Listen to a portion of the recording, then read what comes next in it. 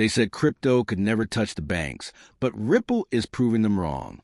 While the world focuses on price charts, XRP is quietly running real global finance, bridging currencies, countries, and institutions faster than anything before. If you want to understand how Ripple and XRP are transforming money itself, hit subscribe. Leave your thoughts in the comments and join us on this journey into the hidden revolution of global banking. Because the future isn't coming, it's already moving on RippleNet. In the shadows of global finance, a quiet revolution was brewing. While Bitcoin captured headlines and Ethereum promised decentralized applications, Ripple quietly carved a path to transform the backbone of money itself. Founded in 2012 by Chris Larsen and Jed McCaleb, Ripple's mission was simple yet revolutionary: solve the inefficiencies of cross-border payments. Traditional banking relied on slow, fragmented systems, transactions taking days and billions of dollars tied up in pre-funded accounts. Ripple saw an opportunity to upgrade the system, not destroy it. Enter XRP, Ripple's native token. Unlike speculative cryptocurrencies, XRP was engineered for speed and liquidity, acting as a bridge currency to connect any two fiat currencies instantly. By reducing friction in international transactions, XRP addressed a trillion-dollar problem, providing real-world utility for financial institutions. Ripple focused on trust and compliance.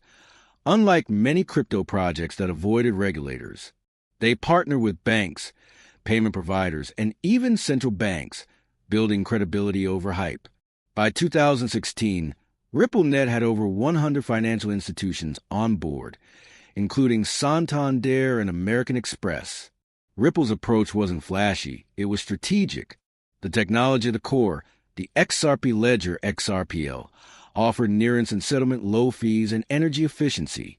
It could handle thousands of transactions per second with deterministic finality, something Bitcoin and other blockchains couldn't match. But every revolution faces resistance. Critics question its centralization and ties to banks, and the SEC lawsuit in 2020 threatened XRP's credibility. Yet Ripple fought, and by 2023, the court ruled XRP was not a security when traded publicly. This legal victory validated Ripple's approach, showing that collaboration with regulators could survive scrutiny. Ripple's vision was clear: not to replace banks, but to upgrade global finance. And with XRP, they had the tool to do it. If the first step in revolution is building a solution, the next is earning trust. Ripple understood this better than anyone. Banks would never adopt a system they couldn't rely on, so Ripple focused on partnerships, compliance, and real-world use cases. On-Demand Liquidity, ODL, became the game changer. Traditionally, banks needed pre-funded accounts in every currency for international payments, tying up billions.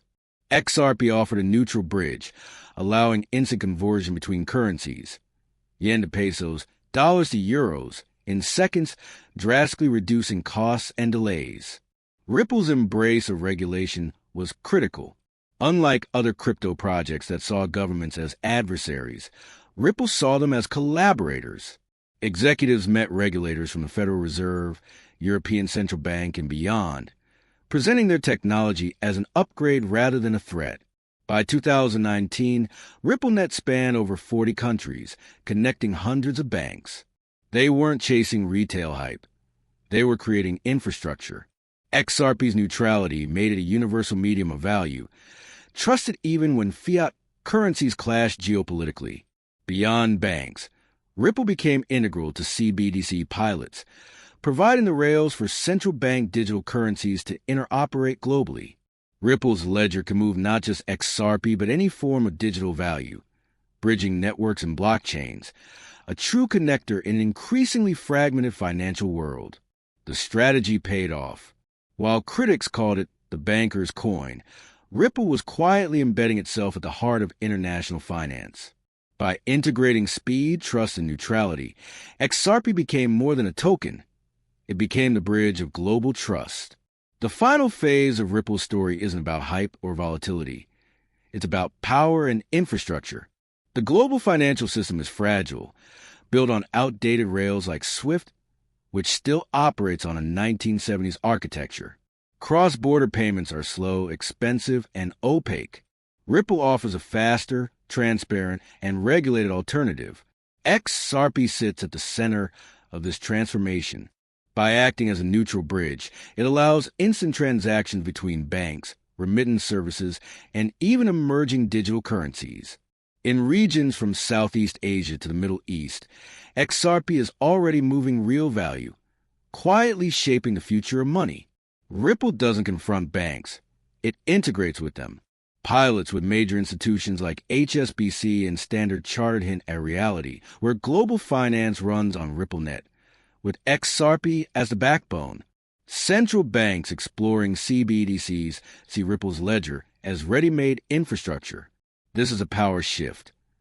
Control is moving from traditional institutions to the networks that move money efficiently. Ripple's strategy, connecting rather than replacing, ensures it becomes indispensable. The old financial system may not disappear, but it will rely on Ripple's technology to function. The implications are profound. XRP could become the universal bridge, connecting currencies, institutions, and even nations. It's not speculative hype. It's infrastructure for the next era of global finance. As Ripple continues building partnerships, refining technology, and improving compliance, the world edges closer to a financial reset. XRP isn't just a coin. It's the engine that could drive the future of banking, remittances, and international trade. The question isn't whether XRP will matter. It's whether you'll recognize its impact when the world finally shifts.